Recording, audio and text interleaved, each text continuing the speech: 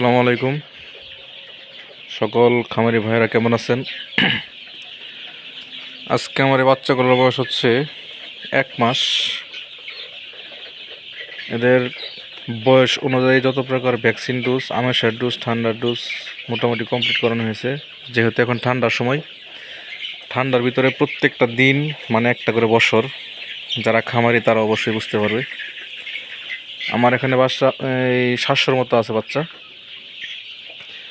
অনেকে বলে থাকেন যে বিভিন্ন প্রকার অ্যান্টিবায়োটিক কোর্স এবং ভ্যাকসিন শিডিউল কমপ্লিট করলে নাকি কোনো প্রকার রানীক্ষেত কামড়ো হয় না। এটা একদম ভুল ধারণা। কারণ আমাদের বয়স অনুযায়ী যে ভ্যাকসিনগুলো প্রয়োজন সেগুলো আমরা করেছি, এখন পর্যন্ত সবগুলোই কমপ্লিট। কিন্তু ভ্যাকসিন করার পরেও আপনার মুরগিতে রানীক্ষেত এবং গাম্বুরা অ্যাটাক করতে পারে। আর বিশেষ করে এখন তো আবহাওয়া ঠান্ডার ভিতরে আপনারা জানেন সোনালী এবং ফার্মি মুরগির রোগ প্রতিরোধ ক্ষমতা কমে যায়। শুধু ফার্মি এবং সোনালী না, ব্রয়লার, লেয়ার সব মুরগি শীতের ভিতরে একটা ঝুঁকিতে থাকে। অনেক খামারি কিন্তু 80% খামারি লস খায় শীতের ভিতরে। তো আমরা শীতের মধ্যে যারা মুরগি পালন করতেছি খামারে, তাদের অনেক বড় ধরনের একটা চ্যালেঞ্জের একটা বিষয়। কারণ এই শীতের ভিতরে মুরগি টিকানো মানে যুদ্ধের ময়দানে টিকা থাকা একই বিষয়।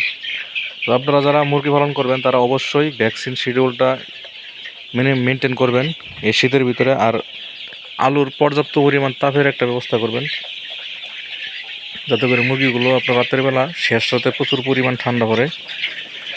এই জন্য এই মেনটেন আগে করবেন। যদি ভ্যাকসিন শিডিউল ঠিক থাকে তাহলে আপনার মুরগিগুলো অসুস্থ হলেও মেডিসিনে কাজ করবে। আর যদি ভ্যাকসিন দেওয়া না থাকে তাহলে মেডিসিনে কোনো কাজ করবে না। তাই খামারিদের প্রথম শর্ত হচ্ছে শীতের ভিতরে আপনারা অবশ্যই ভ্যাকসিনটা সঠিকভাবে দিবেন আর ঠান্ডার এবং আমাশার ডোজটা ঠিকভাবে করাবেন। ইনশাল্লাহ আশা করি সকলেই সঠিকভাবে খামার পরিচালনা করতে পারবেন এই শীতের ভিতরে। আর বেশি শীত চালু হয়ে গেলে অবশ্যই 1-2 মাস খামার বন্ধ রাখাটাই সবচেয়ে বেটার। আজকে পর্যন্তই। সকলে ভালো থাকবেন। আসসালামু আলাইকুম।